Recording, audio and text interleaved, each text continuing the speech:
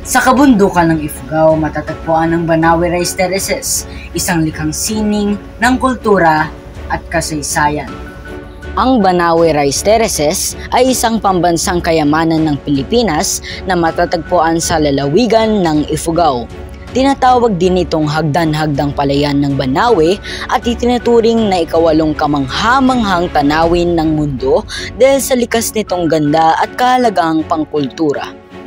Gawa ng mga katutubong Ifugao, higit 2,000 taon na ang nakalipas gamit lamang ang kamay at simpleng kagamitan. Ito ay isang simbolo ng kasipagan, talino at pagkakaisa ng mga Ifugao sa pag-aangkop sa lubundukin ng kapaligiran.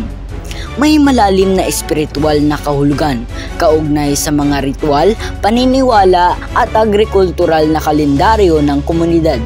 Ginagamit pa rin sa pagsasaka ng palay at gulay, bagamat naharap sa hamon ng modernisasyon at pagbabago ng interes ng kabataan. Nagsisilbing irigasyon mula sa kagubatan na tumutulong sa pagpapanatili ng sustansya ng lupa. Dinadayo ng turismo na nagbibigay ng kabuhayan sa mga lokal na residente. Ang Banawe Rice Terraces ay hindi lamang tanawin, ito ay buhay na pamana ng mga Ifugao at ng buong sambayanang Pilipino.